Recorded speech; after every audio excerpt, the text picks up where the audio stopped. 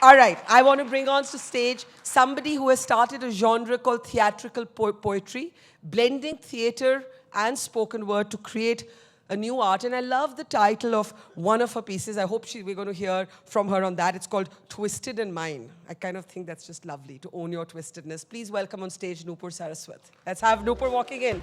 Nupur, can we have you on? Put your hands together for Nupur.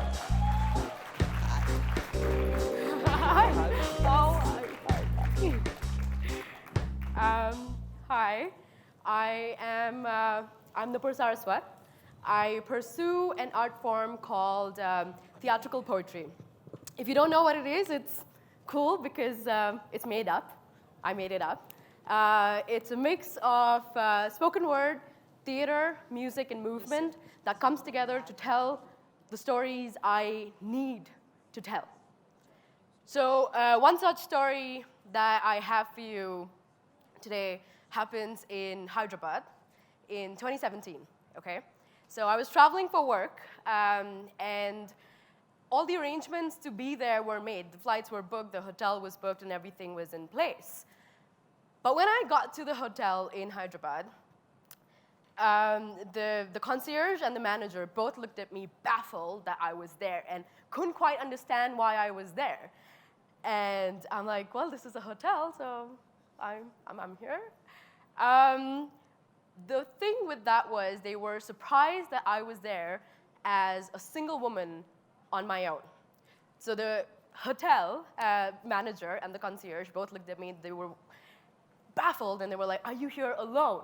I'm like, yes, I am here alone. No one's coming after you. No one's coming after me. Are you traveling for work?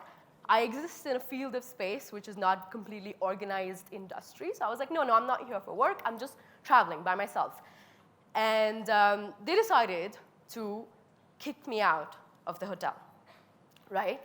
The reason that the concierge and the manager gave me for kicking me out of the hotel was that I was a single woman existing in that hotel by myself. I was a single female traveler, and their hotel was located in an unsafe neighborhood. So their logical outcome of this situation was that they then proceeded to kick me out of their hotel into the unsafe neighborhood. That was the conclusion that they came to, right? It was a very traumatic experience, but what it did for me personally is make me conscious of the spaces I exist in, and made me conscious of this one particular question that I have for you today. It's a question some of you might have gotten before you came here today. It's a question a lot of you get asked on a regular basis. Today, I want to tell you about this question, and I want to invite you to include this question in your vocabularies. After the long hours in the office are done, after the bougie nights in the universities are done, after the DJ has taken the last request for the weekend, ask us, how are we getting home tonight? After the poetry slams are sung, after the comedy shows are closed, after the women's marches have been marched, after the pride parades have been paraded, after trans visibility days, after your azadi, after your azadi. Ask us, how are we getting home tonight?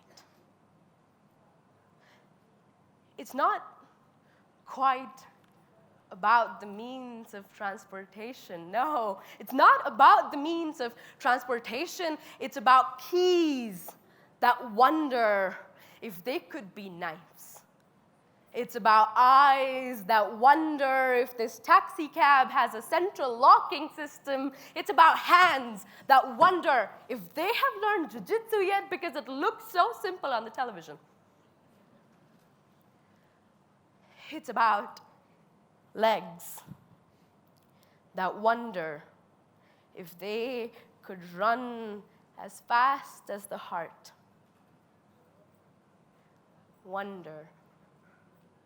Wonder. So why don't you wonder how we're getting home tonight?